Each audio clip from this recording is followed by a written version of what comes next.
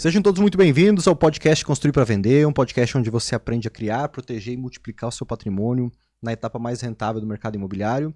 E no episódio de hoje, você vai aprender como ter um salário, uma renda mensal do seu empreendimento quando você estiver construindo imóveis para vender. Porque afinal, tão importante quanto você ter lá na frente lá a cereja do bolo, que é o lucro do empreendimento, é você ter um valor mensal aí que vai poder te dar um suporte financeiro ou cobrir teus custos e assim por diante. E no episódio, e para falar comigo sobre isso hoje, tenho dois convidados aqui, da Domus, mais uma vez. Para variar. Para variar. Gabriel Servo. Boa noite, pessoal. Como estão? Tudo bem? Bom. E Matheus Saldanha. Boa noite, pessoal. Muito boa noite a todos. Muito bom. Lá, né? Vamos lá, né? Simbora. Simbora. Esse tema aqui é uma sugestão, inclusive, né, de um membro da comunidade ou até mesmo de pessoas que nos seguem, né? Então a gente tem ambientes assim para vocês darem sugestões de assuntos aqui para o podcast. É um tema que veio dessas sugestões, inclusive se você tiver sugestões, comenta aqui, deixa aqui nos comentários do podcast um assunto que você gostaria de ver aqui, para que a gente possa detalhar ele durante um episódio, né, estratégia por detrás, para que assim você possa implementar no seu negócio também, tá? Então fique à vontade aí para dar sua sugestão, seu feedback também pro episódio aqui do podcast.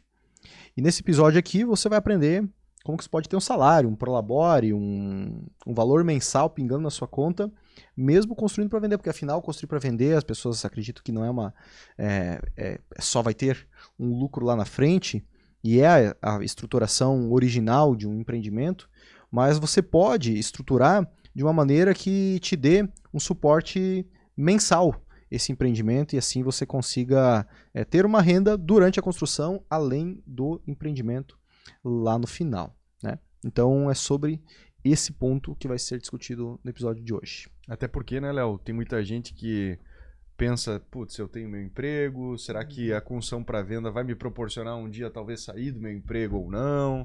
Muita gente às vezes tem essas dúvidas, tem esse interesse, muitas vezes, né, principalmente.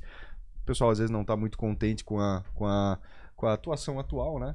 E com certeza, acho que hoje mesmo a gente vai abordar possibilidades aí da pessoa conseguir ver essa luz no fim do túnel, né? Para uma possível mudança aí. Boa. Inclusive, indo por esse caminho que você falou agora, acho que vale a gente começar o podcast com essa pergunta. Por que ter uma renda mensal durante a construção? Por que não só lá na frente? Por que uma pessoa buscaria essa estratégia também de recebimento além da venda do empreendimento? Eu acho que primeiro, né, Léo, é porque você, como incorporador, você vai ter um papel atuante ali durante esse período, né, de viabilização, construção e assim por diante. E você deve ser remunerado por isso. Boa. Né? Você está empregando ali, colocando a inteligência, né, aquilo que você desenvolveu, precisou estudar, né, precisou fazer o método Domus, acompanhar, entender, estruturar o negócio. E tudo isso precisa ser remunerado, né? Parte do dia a dia do incorporador também é fazer alguns corres mais burocráticos ou não, e você, mais uma vez, precisa ser remunerado por isso, né? Sim. Então acho que é um principal ponto inicial ali para a gente talvez abrir essa conversa, é a pessoa entender, né, que o papel dela como incorporador vai ser remunerada, e aí acho que possivelmente a gente vai apresentar isso já logo na sequência, né, Léo? É o momento que ela vai ser buscar essa remuneração. Sim, boa. A gente busca aqui o mensal, né? Mas a gente pode ter as estratégias ali para como trazer mensalmente esse recurso. E indo um pouco mais além nessa questão do porquê ter uma renda mensal, Matheus, tem mais algum motivo? Uma que o Gabriel disse, pelo contexto, condensando, porque é justo. Né? Porque ele está desempenhando um papel, está trabalhando ali ao longo do caminho. Mas por que mais? Eu acho que vai muito da necessidade de cada um, né? Boa. Todo mundo quer aumentar o teu prolabore, a tua renda, né? Seja para aumentar o padrão de vida ou que seja para conseguir guardar mais, para investir em qualquer outra coisa. Então depende muito do objetivo de cada um. Se a gente for falar que vai ter vários objetivos, né? Eu quero aumentar a qualidade de vida, quero levar a minha família para comer num restaurante melhor, ou quero fazer uma viagem, 2 viagens por ano. Pagar uma escola melhor pro filho, talvez? Depende. Então, Sim. Seja para aumentar o salário, principalmente, né? Aumentando o salário é para isso. Vai depender muito do objetivo de cada um. Acredito que eu iria mais por essa linha, né? Sim, sim. Até nesse ponto, abrindo uma curiosidade, essa percepção de conseguir um salário do próprio empreendimento, né? Através do próprio empreendimento. Você, Léo, desde o primeiro já tinha essa consciência? Ou você fez e depois você falou, putz, dava de ganhar um salário aqui, além, né? Sim. Sim. Como é que foi o teu lá no começo? Cara, eu busquei exatamente estruturar um negócio que me desse uma renda mensal e que eu tivesse lá na frente um lucro. Naquele momento, quando eu viabilizei o primeiro empreendimento, eu tinha um custo fixo mensal de R$3.000. Né? Assim que eu vivia bem, né? Vivia bem. Sempre quis morar no centro da cidade, Balneário Camboriú, né? Então, assim, não queria morar longe, uma escolha minha, né? E com isso eu arcava com as consequências, né? Na época, o aluguel que custava bem menos do que isso, né? Então eu morava no centro, e estava perto de tudo, queria de vez em quando sair, queria praticar esportes, fazia na época CrossFit. De lá que veio esse trapézio que nunca mais saiu. Eu acho que não. Cara, pior que sim. Pior que sim. O Vini tá de... Qual que é a tese do Vini? Ninguém tá puro. Qual que é? E, cara, naquela época, pô, eu queria fazer esporte e tal, e tudo isso custa caro. Qualquer esporte hoje, a não ser correr na praia ou correr na rua, até assim, porque tênis custa caro pra caramba, né? Enfim, eu queria manter um padrão de vida.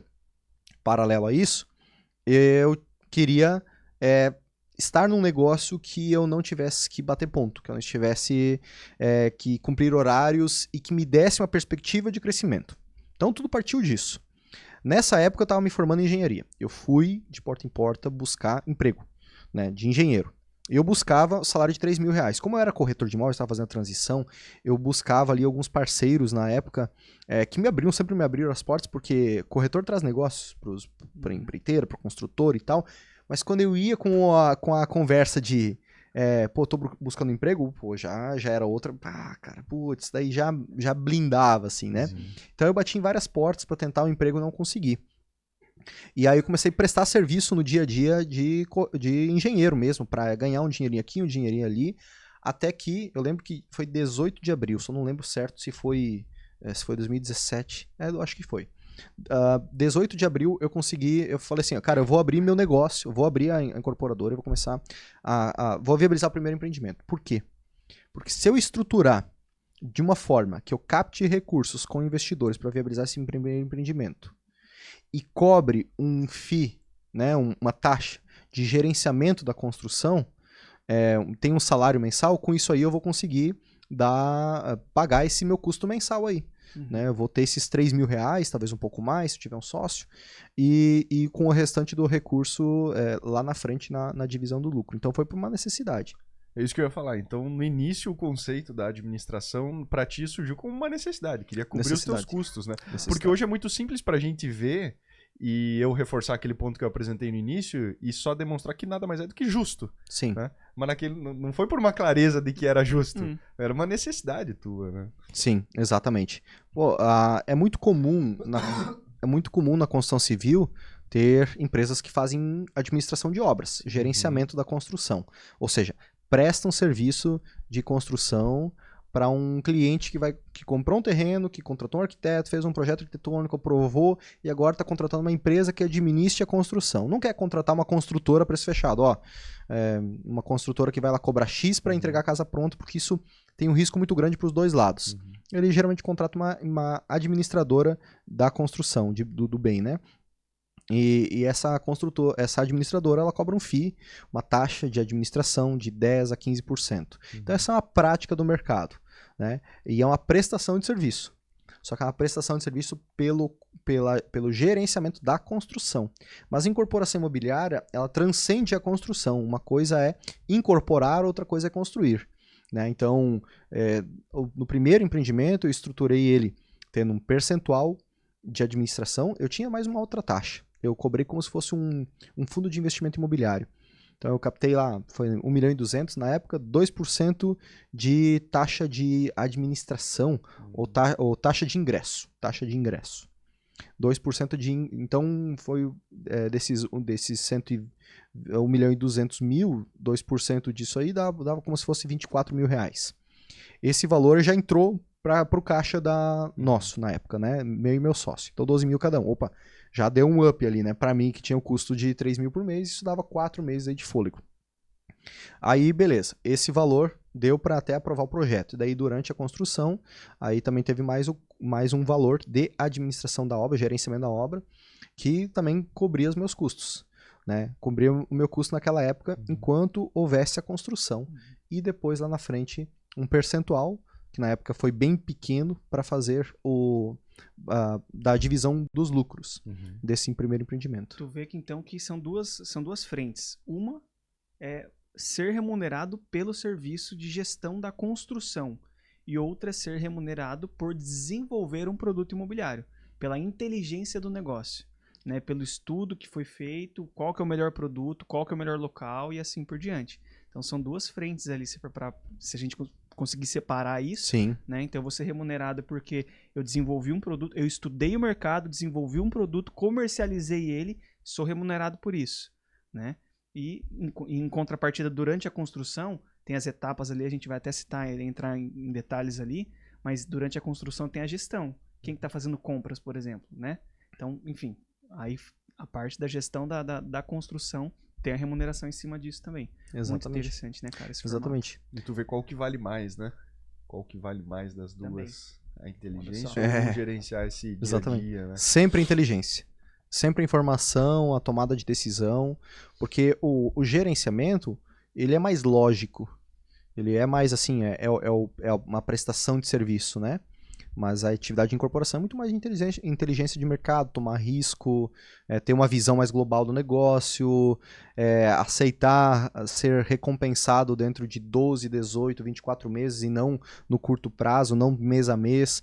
Então são até mentalidades diferentes, né? E a mesma coisa, pegando esse paralelo aí que o Matheus comentou, da diferença entre construção e de incorporação, é a mesma coisa que dentro de uma empresa, né? Existe o sócio, né, que ele detém uma participação da empresa, e ele é apenas isso, mas ele também pode ser, em muitos casos um executivo dentro da empresa.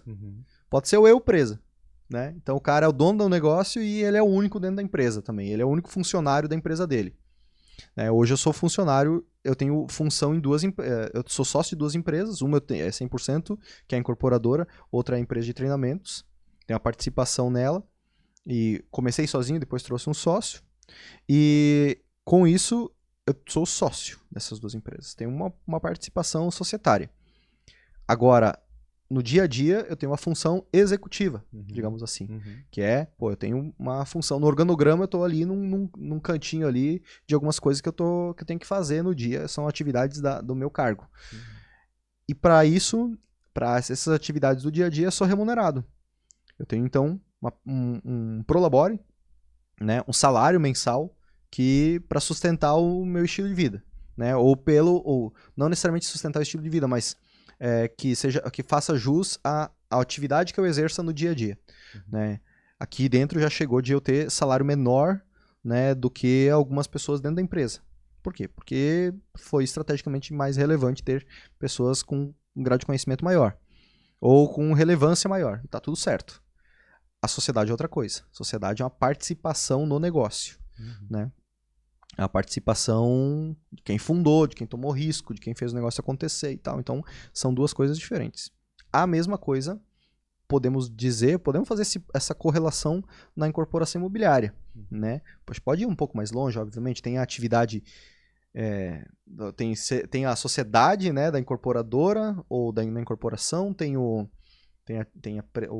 salário de incorporador, né, como um gestor, um executivo, e pode ter também a administração da obra, é o que cobra os custos desse salário, por exemplo. Né? Ela é quem deve cobrir os custos do salário da empresa. Né?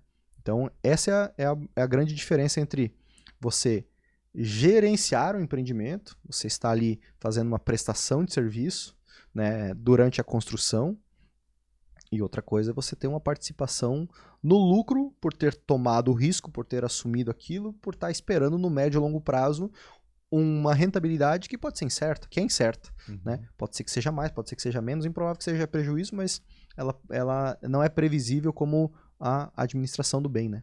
Legal. Hein, Léo, e como que o ouvinte nosso pode começar a pensar... Nosso telespectador. Por falar nisso, por falar nisso, a fazer um paralelo, talvez você esteja assistindo, ouvindo, escutando, prestando atenção, através do YouTube.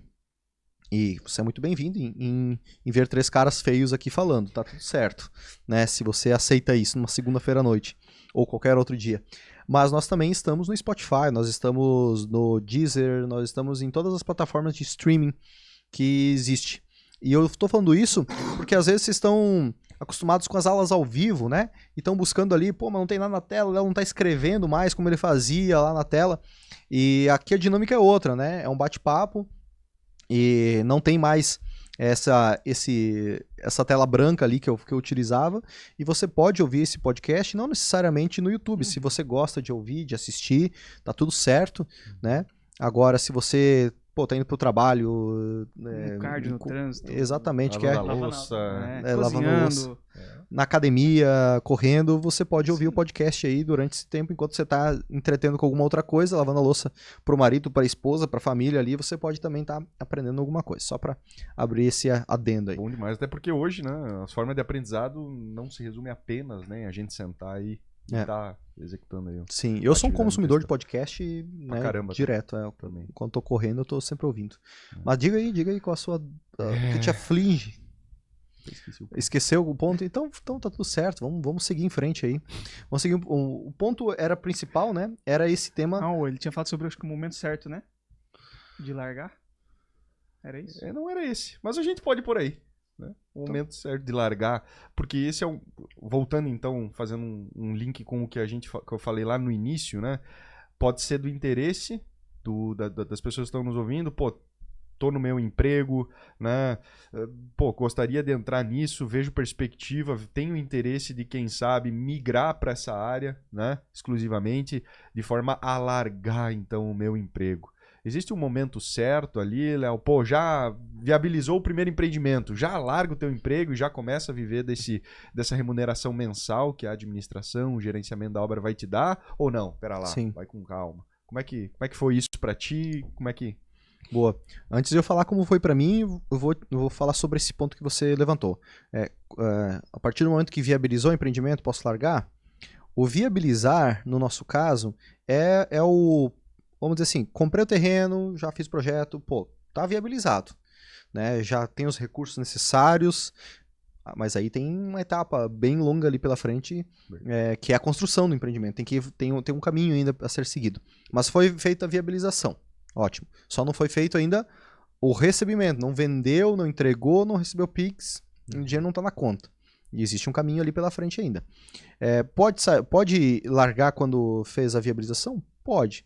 Mas não é o caminho mais prudente, né? A recomendação, que é também o que eu fiz, é que primeiro você cumpra todo o ciclo do primeiro empreendimento, ao menos, depois de receber o dinheiro na conta, pagar todo mundo e ter efetivamente o lucro na conta. Aí sim, opa, agora eu tenho bala na agulha para viabilizar um próximo empreendimento e eu tenho gordura aqui para me manter enquanto eu faço esse próximo empreendimento também.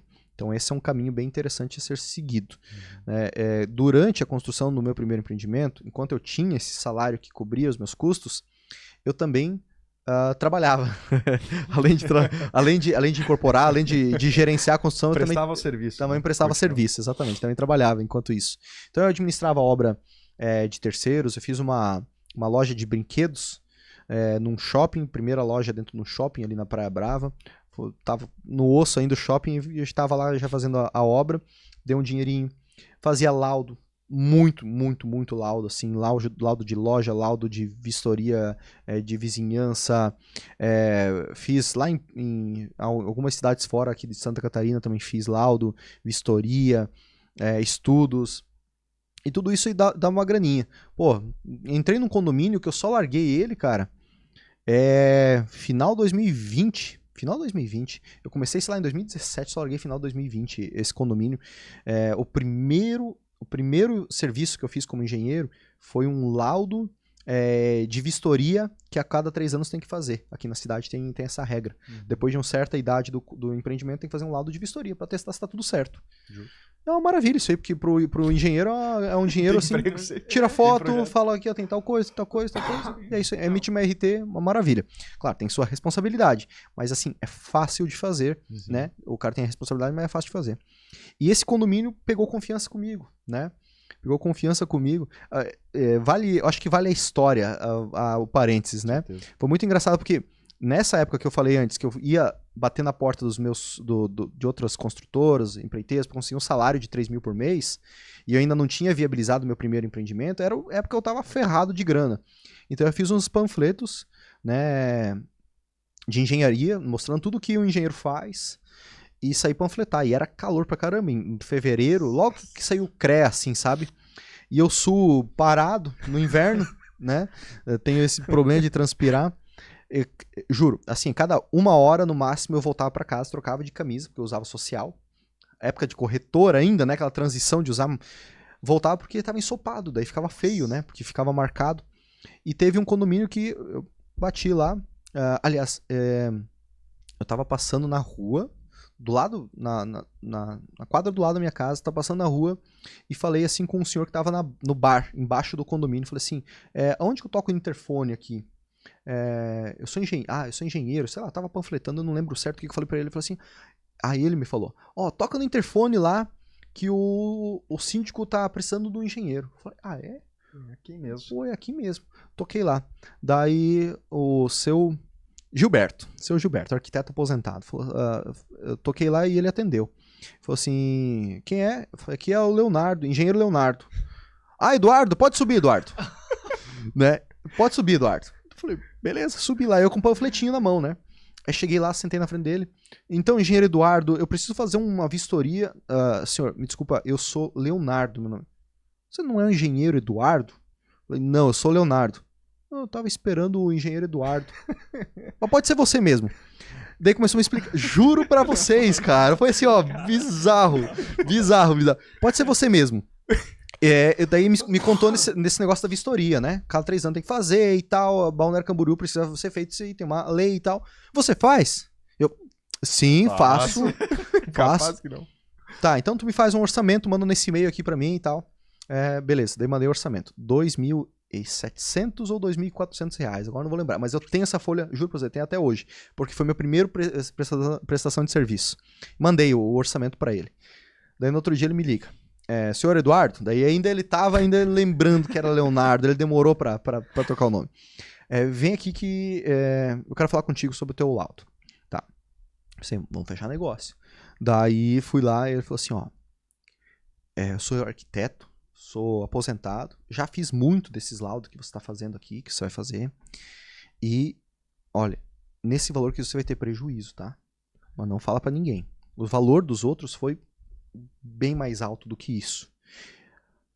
Então vamos fazer assim, Daí ele pegou e virou a folha pra mim assim, risco, fez um X assim. Você vai mandar novamente e-mail pra mim e vai colocar esse valor aqui, 4.100, ele escreveu. Você vai mandar esse valor aqui pra mim. Isso, E me manda isso aí que eu vou aprovar e você já pode fazer o laudo. Cara, assim, eu precisava muito daquela grana, vocês não fazem ideia.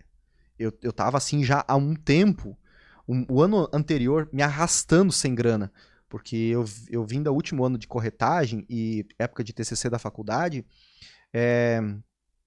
assim, sem poder trabalhar como corretor e eu levei um calote de um construtor que não me pagou a comissão de um terreno que eu vendi para ele fazer um prédio de 30 andares aqui. Então eu vim assim, ferradaço de grana e eu tava precisando muito de grana. Aquilo lá assim, eu falei, cara, eu precisava muito daquele dinheiro. Daí veio como... Mas eu passei assim, mais de mês fazendo aquele laudo. Porque aquele prédio ele era gigante. E aí ele quis eu não sabia. Ele quis que eu fizesse as plantas baixas. Eu fui lá, bati treino em tudo. Cara, assim, não. É história pra mais de metro. Mas enfim, prestava serviço ao longo do caminho.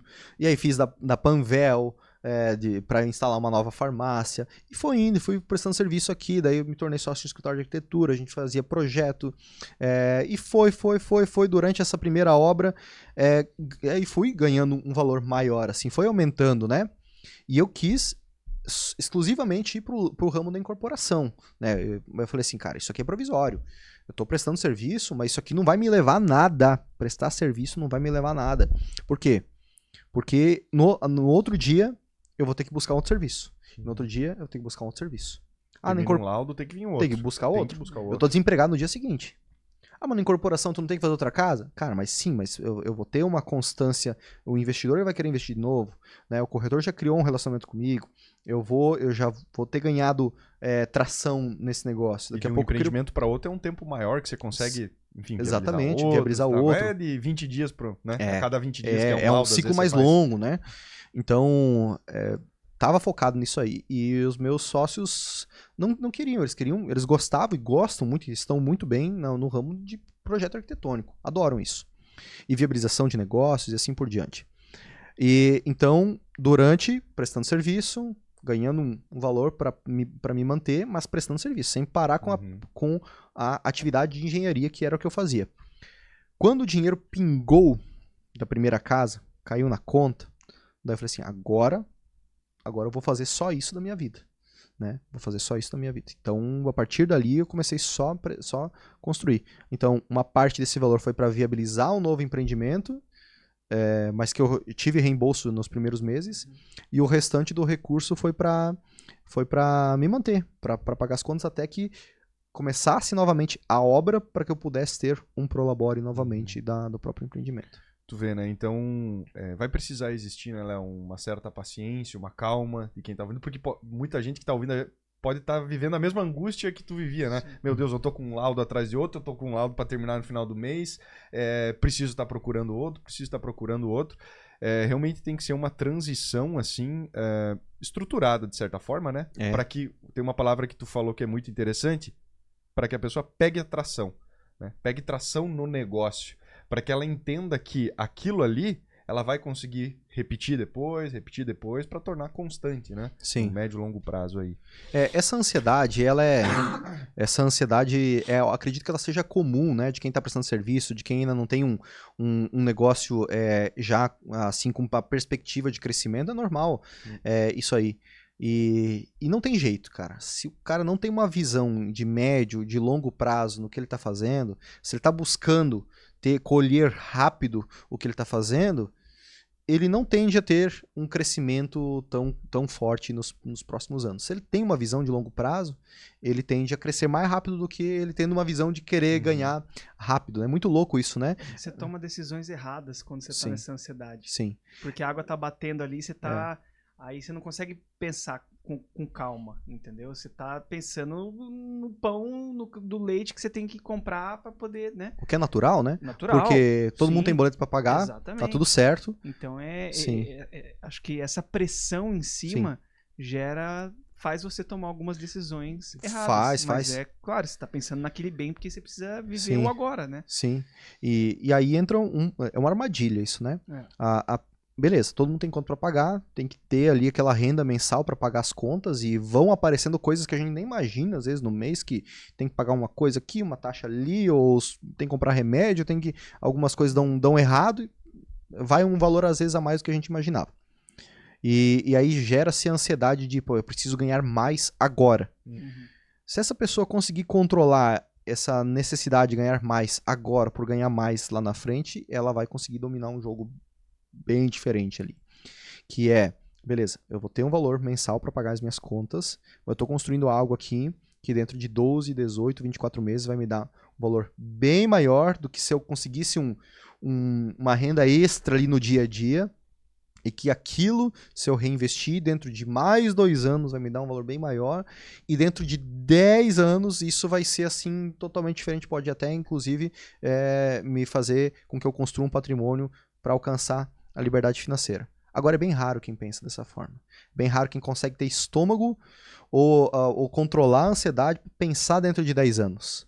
Pouquíssimas pessoas. Eu tô aprendendo. Nos últimos anos aprendi a pensar dessa forma. Porque é normal, né? A gente quer ter a recompensa, né? Quer ter dopamina já no dia seguinte, no mês seguinte, ou no máximo no ano seguinte. Mas quem controla, né? Essa necessidade da dopamina, ou essa necessidade do prazer, da recompensa já no curto prazo, pô, essa pessoa ela vai ter um ganho bem maior lá no longo prazo. Mas essa ansiedade diminui no segundo empreendimento. Diminui. Que diminui no terceiro. Vai diminuindo. Vai diminuindo, né? Vai diminuindo. A pessoa vai vivenciar mais isso, acho que é realmente no primeiro, né? Sim. Porque depois que ela vê que pingou, quando tu viu que pingou depois do primeiro empreendimento, tu concluiu isso. Cara, beleza, é isso que eu vou fazer agora. Sim. Né? Então acho que a pessoa vai ter essa calma aí depois do primeiro, né? Diminui até a ansiedade de vender, né?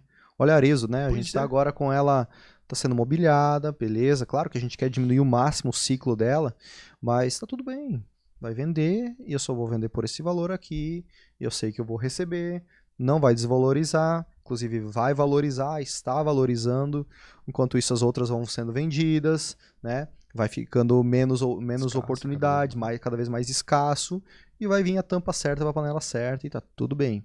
Né? E vamos despacito, né? Devagarzinho ali.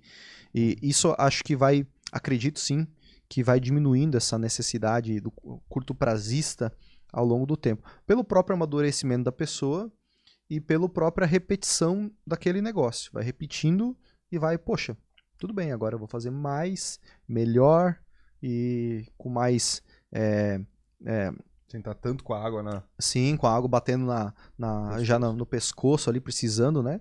E essa uma grande virada, né? Uma grande virada. Essa visão de, pô, eu vou ter uma renda mensal que vai cobrir os meus custos para viver de forma digna, não para viver esbanjando, né?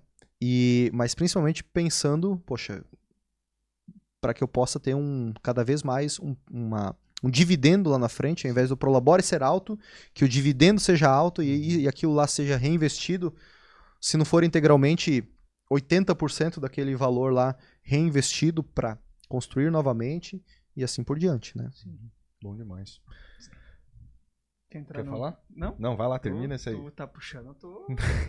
Não, eu ia falar sobre o exemplo, a gente começar a trazer, se a gente puder trazer um exemplo para o pessoal que está nos assistindo, um exemplo de uma renda, assim, pensar que uns 8 mil, por exemplo, de renda, com a gestão do empreendimento. Sim. Né? Acredito que o exemplo vai ser ótimo a gente entregar para quem está ouvindo, assistindo. Antes disso, você tem que pensar assim, tá, mas como que eu estruturo isso? Uhum. Né? Como que eu organizo para que eu tenha uma renda mensal? Uhum.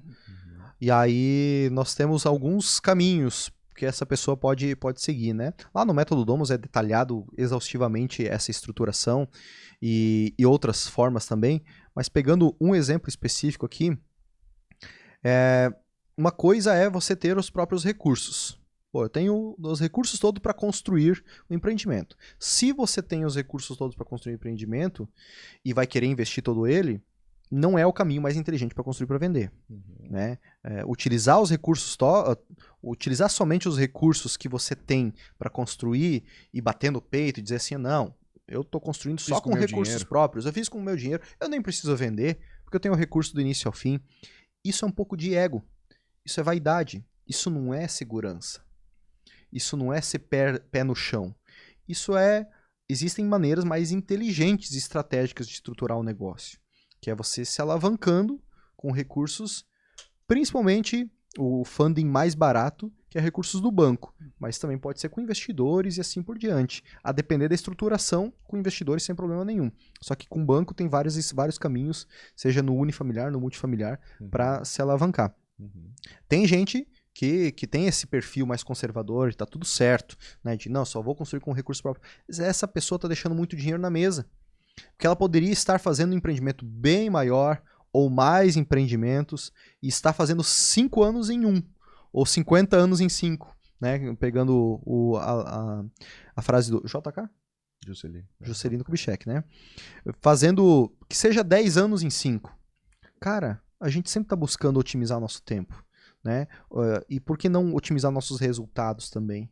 Então, essa forma seria uma forma mais estratégica, mais inteligente de estruturar o negócio, que é captar recursos. Beleza. Mas supondo que essa pessoa vai trabalhar só com recursos próprios. Aí ela vai decidir se uma parte desse recurso que ela tira do próprio bolso vai ser para se pagar como gestora da construção, porque a gente falou ali que uma parte é incorporação imobiliária, e na incorporação você vai ter dividendos lá na frente do empreendimento, e outra etapa é a construção do empreendimento, que você vai ter uma prestação de serviço para si mesmo ou para terceiros pela execução, pela administração daquela obra, né? Então ela pode se pagar, beleza? Aí ela vai receber, vai tirar com uma mão e vai pegar com a outra. O que não é meio contrassenso, né? Então, beleza, mas é um caminho. Agora, o caminho mais eficiente para uma pessoa que ou tem poucos recursos próprios, ou não tem recursos próprios, é um pé rapado que nem eu. Quando eu comecei, sem recursos, zero, lá atrás. Qual que é a estratégia para ter uma renda e para ter aí uma participação nos lucros lá na frente? Existe o caminho de fazer como eu fiz lá no começo, de estruturar um negócio com investidores, captar os recursos com investidores e ter uma participação no lucro do empreendimento, mais um salário mensal da construção, ou fazer um financiamento, por exemplo, né, em nome de um investidor, pode ser na pessoa física mesmo, né, se for fazer uma casa vai ser na pessoa física mesmo, onde vai se estabelecer um percentual do lucro do empreendimento que vai ficar para cada um. Então lá na frente, deu 100 mil reais de lucro, 50 mil para cada um, exemplo. E durante a construção, um percentual do custo da construção, da administração, pode ser até travado esse valor, vai ser cobrado esse valor aqui se custar a obra mais em virtude de um aumento de custo da própria material e mão de obra, que não seja um benefício de quem está gerenciando esse aumento e ele ganhar mais para isso, né? Mas travar um valor ali. O custo da obra está estimado em 800 mil reais e eu vou cobrar 10% do custo dessa obra aqui para fazer o gerenciamento e ela vai levar 10 meses, então cobrar aí durante esse período, né, esse valor. É um dos caminhos. Então, essa pessoa ela vai estruturar um negócio, pode ser um contrato, aí existem também vários caminhos para se estruturar juridicamente esse negócio, onde ela vai ter esse valor sendo recebido mensalmente durante a construção. E lá na frente, depois de pagar tudo e todos, vai ter um lucro na conta que vai ser feita uma divisão. Seja 20-80, seja 40-60, seja 50-50, o que ficar viável para ambas as partes. Né? Agora é importante deixar claro que esse valor, para ser recebido mês a mês, ele é referente à construção e durante a construção. Então aí é um cuidado que a pessoa tem, que aí também responde um pouco da sua pergunta, Gabriel, lá atrás. Porque supondo que esse incorporador ele viabilize o empreendimento, durante os primeiros 3 meses ele consiga viabilizar, beleza, então em 90 dias ele viabilizou. Aí começa a obra, faz mais 10 meses a obra. É durante esses 10 meses que ele recebe o valor pelo gerenciamento. Então, nos primeiros 3 meses, ele não recebe nada. E depois do término da obra, ele também não recebe nada. Porque ele vai estar regularizando, recebendo o valor do financiamento, para depois ter dividendos. Então, ele recebe durante 10 meses. E aí entra o ponto de que não faz muito sentido, no primeiro empreendimento, ele já querer largar o emprego dele, o negócio dele, para viver da renda da construção do primeiro empreendimento. Porque ele só vai receber, se for o ideal, né, é que ele receba somente durante a construção desse empreendimento. Então ele vai ter espaços ali no começo e no final que ele não tem recebível e que o dinheiro vai ter que vir de algum lugar. Né? Então, nesse primeiro empreendimento, a recomendação aqui, finalize ele primeiro, vá até o final. Lá no final, depois que faz a divisão de lucros, aí sim, recebe o valor.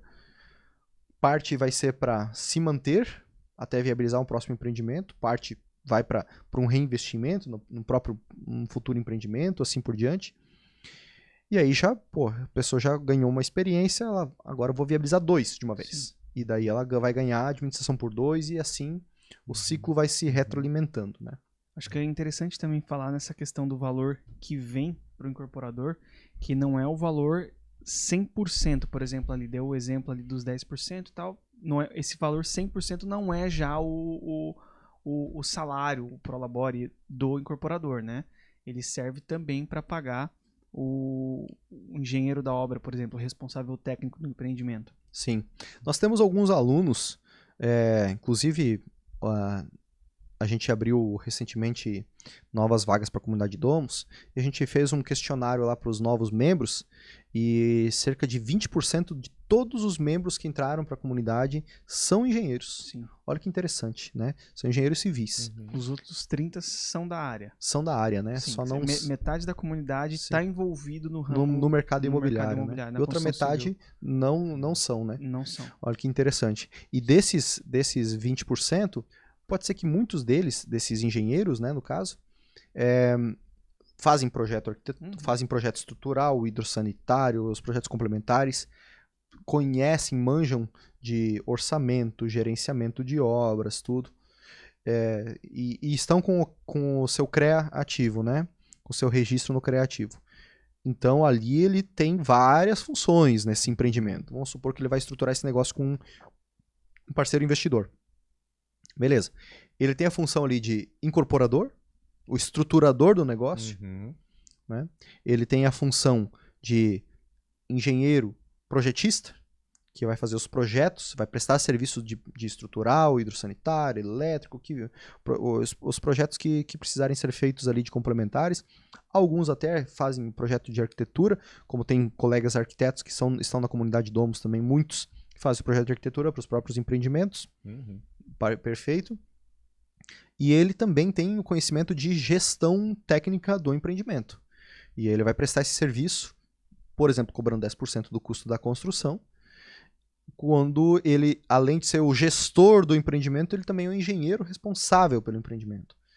Talvez faça um nó agora na cabeça de quem está ouvindo, assistindo, né? Então, qual que é a diferença entre um e outro? Uma coisa é gerir o empreendimento, é definir o melhor prestador de serviço, fazer a parte financeira, parte contábil, jurídica, de regularização, toda a parte documental para que o negócio aconteça. Tem que falar com o condomínio, tem coisas que vão acontecendo no dia a dia, né? E tudo isso aí faz parte da gestão.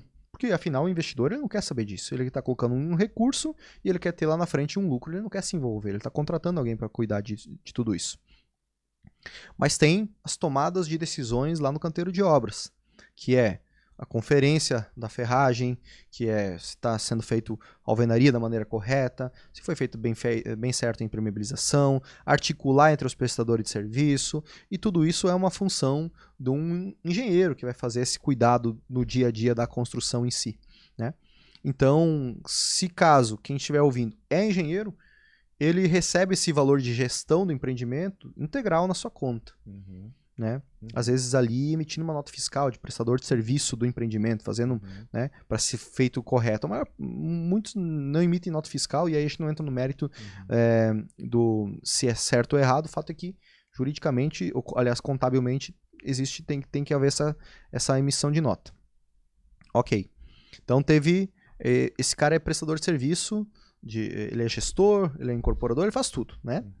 Mas temos alunos, e muitos, outra metade, né, da comunidade Domus, que são pessoas de fora do mercado. Tá. Dos mais variados e aleatórios mercados possíveis. É muito, muito louco, né? Inclusive, essa pergunta que originou o tema desse podcast, o membro, ele é do ramo de TI. Olha.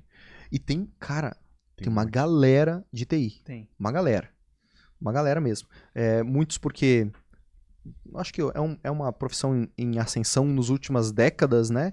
E tem muita gente de TI que já subiu de nível, né? Então o cara já é gestor de TI, e eles ganham uma grana generosa, né? E com isso aí eles estão no mercado imobiliário porque, poxa, eles querem materializar o patrimônio deles, eles querem expandir o patrimônio, querem colocar ovos em cestas diferentes, assim por diante. Então esse cara, ele, por mais que ele manje ele é analítico, ele tem uma visão técnica das coisas, tudo. ele não sabe de reboco, concreto e tudo mais. Então, ele vai ter que buscar no mercado um profissional de engenharia civil ou arquitetura que faça o acompanhamento técnico da obra. E esse profissional ele vai cobrar um FII mensal, uma taxa mensal, para fazer essa gestão técnica, esse acompanhamento técnico.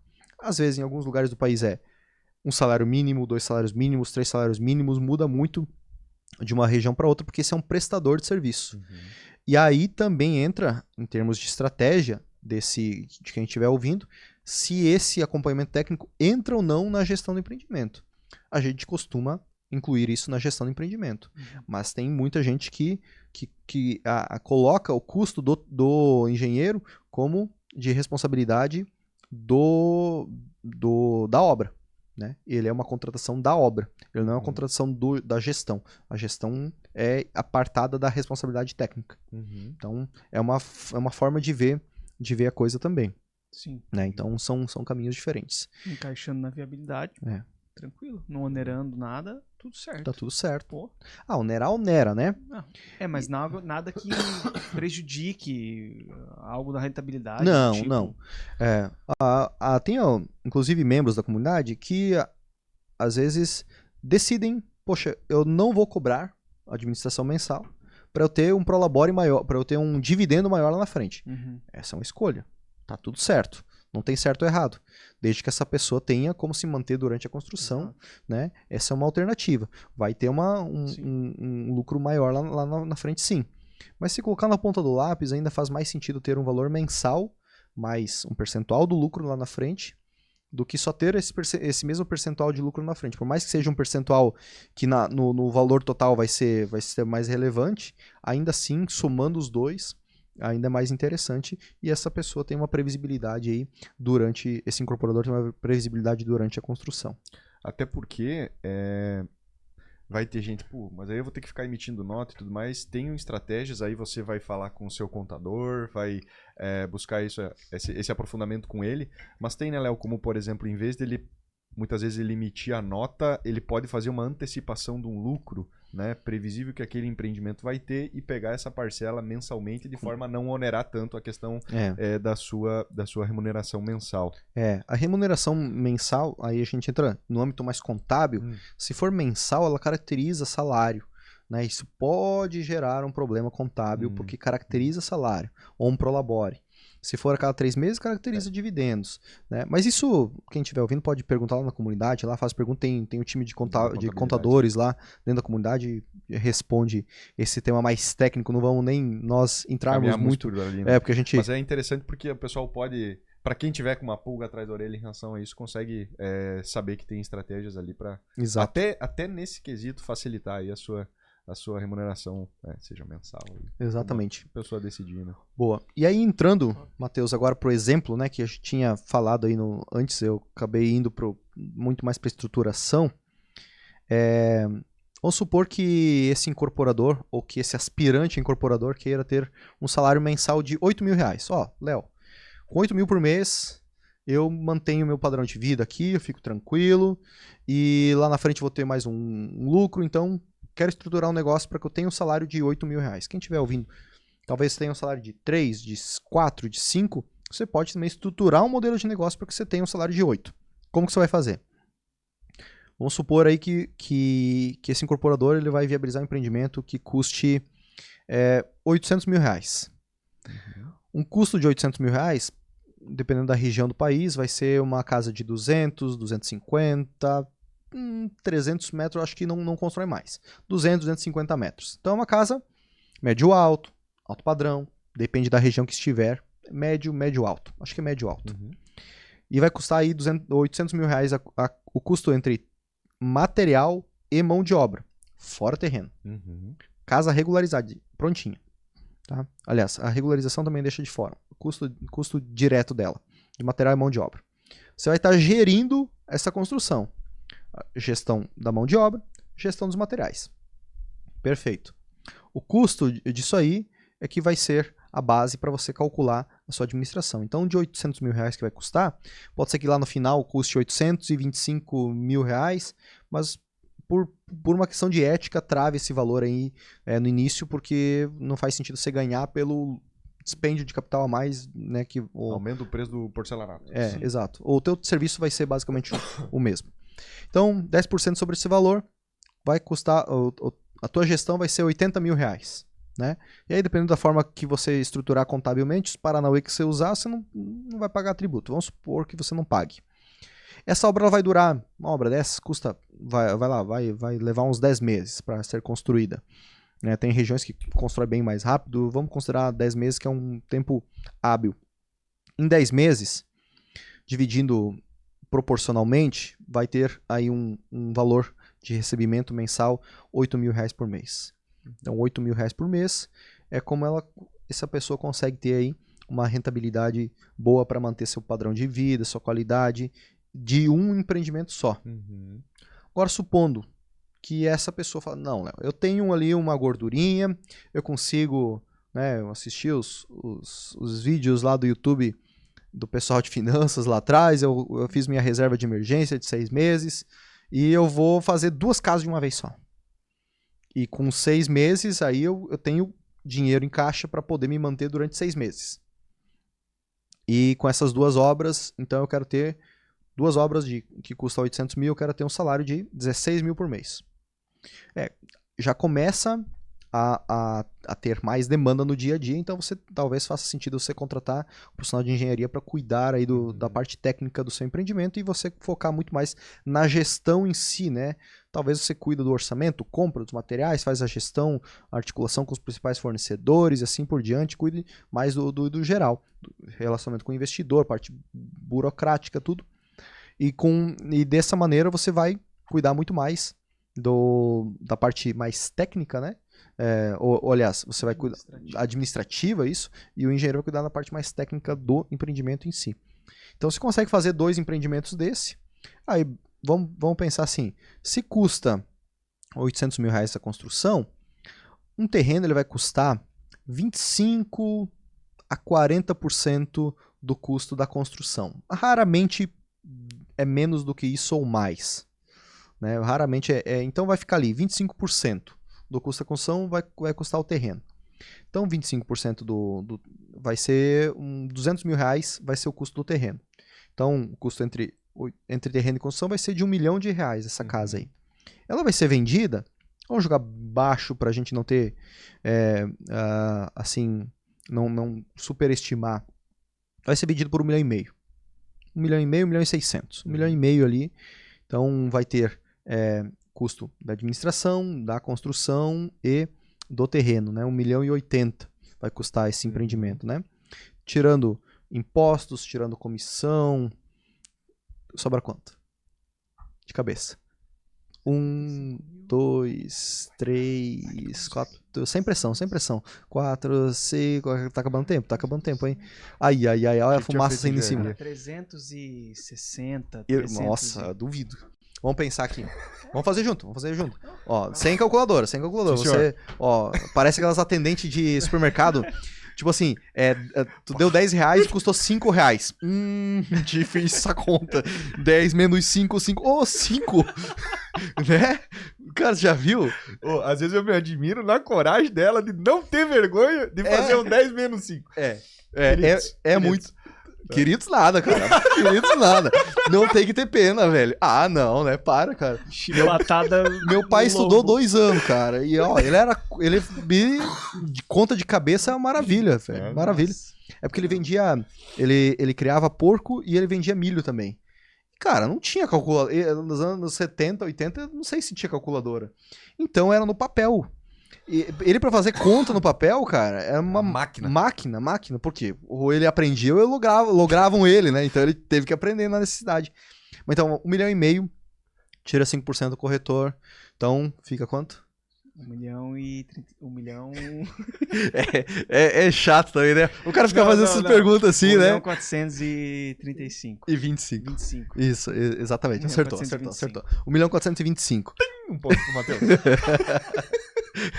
Aí tirou 1 milhão e 80, sobrou aí 355. Não, 345, porque tirou 80 mil, né? 345. Já errei a conta inicial. Fumaça. Eu tô falado... tentando pegar do Eu tinha falado 360. É 1.475.000 menos 1.080.000? 1.425.000 menos 1.080.000. Menos 1.080.000. Isso. 345 mil. Menos, agora ficou um pouquinho mais complicado. Menos 15%. 15%. 10%, 34,5. Boa, tá? 17, 40 e... Ah, tá louco. Ali, ó. 7. Bota 50, Léo. Vamos arredondar pra 50, então. Daí sobrou quanto? 375 era? Ah, era 345? 290, 295. Isso. Isso aí. Aí supondo que ele faça uma divisão de lucros aí meio a meio, né?